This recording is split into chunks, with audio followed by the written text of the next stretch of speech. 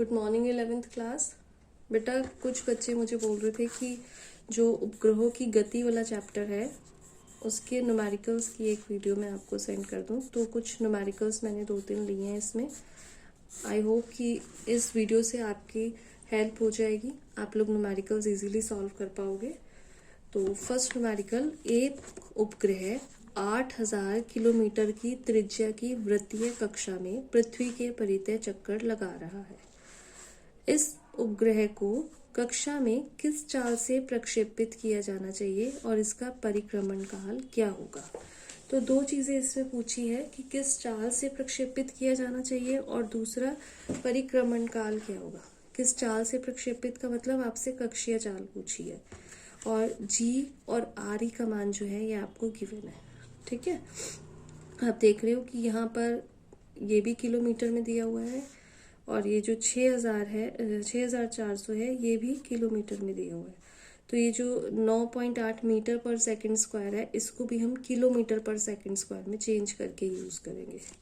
तो कक्षीय चाल का जो फॉर्मूला होता है वो v is equal to R E √g/r होता है।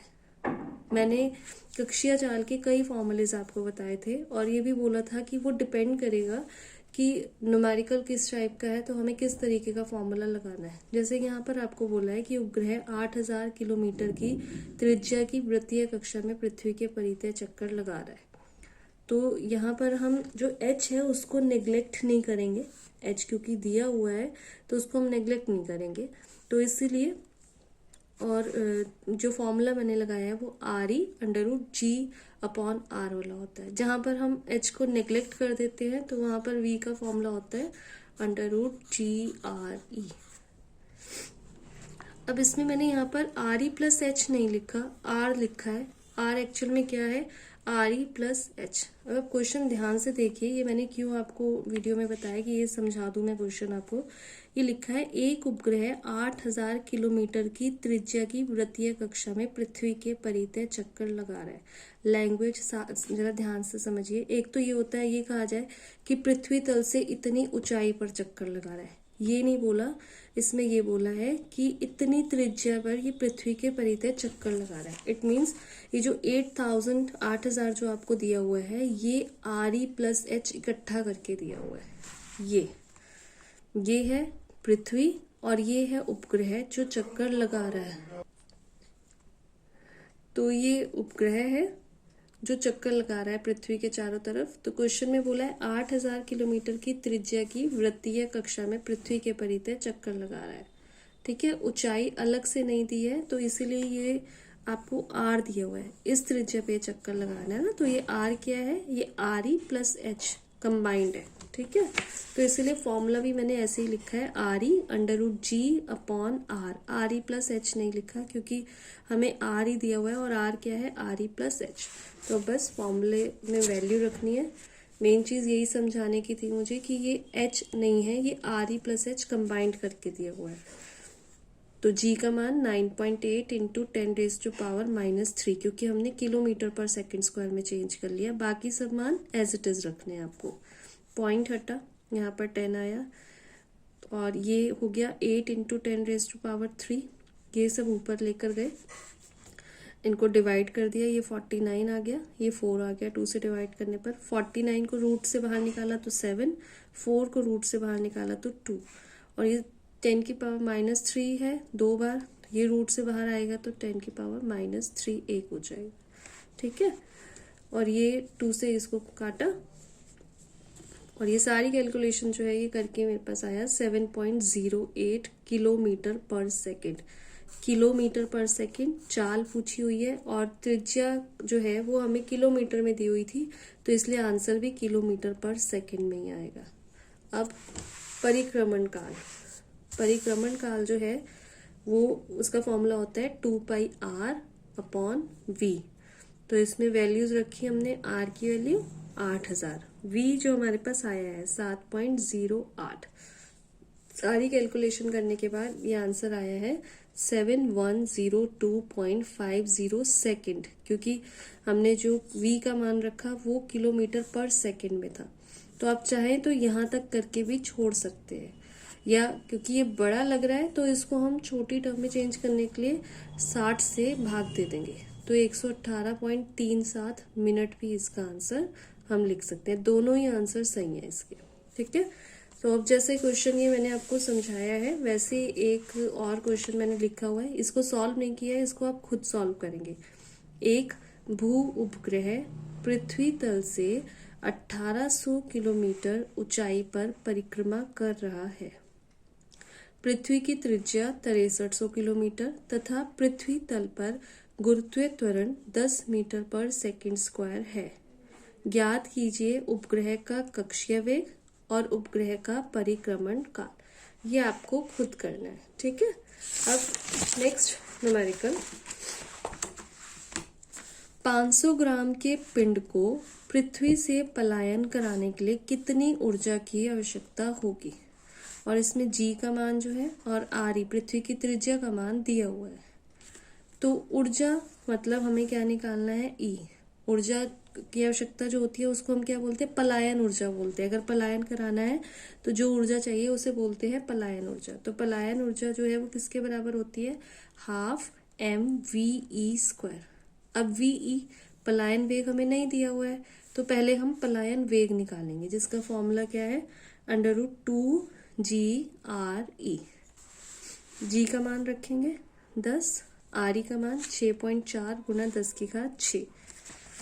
तो इसको जब हम कैलकुलेट करेंगे हमारे पास आ गया 11.312 गुना 10 की घात 3 मीटर पर सेकेंड। ये आया पलायन वेग। और हमें निकालना क्या है, कितनी ऊर्जा की आवश्यकता है, मतलब पलायन ऊर्जा, ½ mv²। तो ½ m जो है वो 500 ग्राम दिया हुआ है और बाकी सारी यूनिट्स m की इस पद्धति में है, तो इसलिए 500/1000 उसे किलोग्राम में चेंज करके लिखेंगे और v² इनका स्क्वायर कर दिया गुना 10 की घात 6, क्योंकि 10 की घात 3 है, स्क्वायर करने पे 10 की घात 6। तो ये कैलकुलेशन करने पर आया 31.990336 गुना 10 की घात 6, और तो लास्ट में आंसर आएगा 3.2 गुना 10 की घात 7 जूल, ठीक है। एक क्वेश्चन और जो मतलब प्रॉपर कैलकुलेशन वाले नहीं आप कह सकते, अनुपात वाले हैं, इस टाइप के न्यूमेरिकल्स के एग्जाम में कई बार आ जाते हैं। तो मंगल ग्रह का द्रव्यमान पृथ्वी के द्रव्यमान का लगभग 1/10 तथा त्रिज्या पृथ्वी की त्रिज्या की लगभग 1/2 है। पृथ्वी पर पलायन वेग 11.2 किलोमीटर पर सेकंड है, तो मंगल ग्रह पर पलायन वेग कितना होगा। अब पलायन वेग का जो फॉर्मूला है वो वैसे तो ये भी है, VE = √2GRE, ठीक है। पर क्योंकि इस क्वेश्चन में हमें जी नहीं दिया, स्मॉल जी नहीं दिया कि मंगल ग्रह पर गुरुत्वीय त्वरण कितना होता है, हमें मंगल ग्रह का द्रव्यमान दे दिया कि पृथ्वी के द्रव्यमान का इतना होता है। तो जो हम फॉर्मूला भी लगाएंगे वो कौन सा लगाएंगे, जिसमें द्रव्यमान वाली टर्म यूज हो रही हो। इसलिए इसमें जो फॉर्मूला लगेगा VE = √2GME/RE।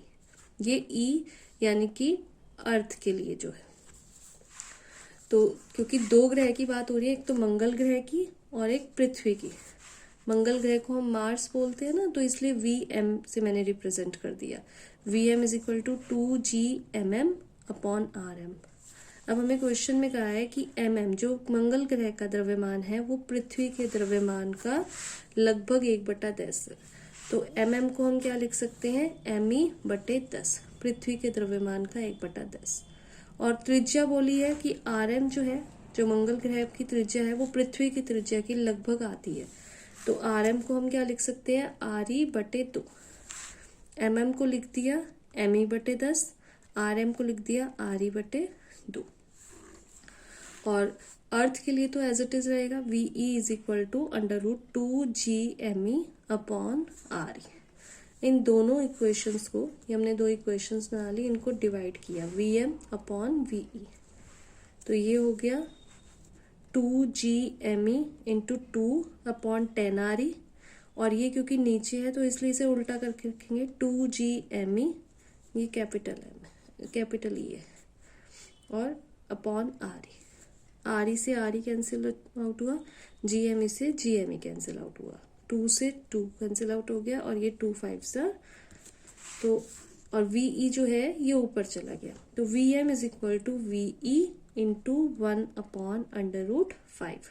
VE का जो मान है वो हमें दिया हुआ है 11.2 और √5 का मान जो होता है वो होता है 2.24। तो इनका डिवाइड करा जब हमने तो हमारे पास क्या आ गया 5 किलोमीटर पर सेकेंड, क्योंकि जो पृथ्वी पर पलायन वेग है वो भी किलोमीटर पर सेकेंड में दिया हुआ है और बाकी कोई हमने यूनिट्स नहीं यूज करी है, तो इसीलिए हम इसका जो मान है वो भी किलोमीटर पर सेकेंड में ही रखेंगे। ठीक है, तो ये हो गया मंगल ग्रह पर पलायन वेग। मंगल ग्रह पर हमें पलायन कराने के लिए जो वेग देना पड़ेगा वो कितना देना पड़ेगा 5 किलोमीटर पर सेकेंड। आई होप कि इस वीडियो से आपकी जो न्यूमेरिकल्स की प्रॉब्लम है वो काफ़ी हद तक सॉल्व हो जाएगी। फिर भी कुछ प्रॉब्लम हुई तो आप मुझसे पूछ लेना।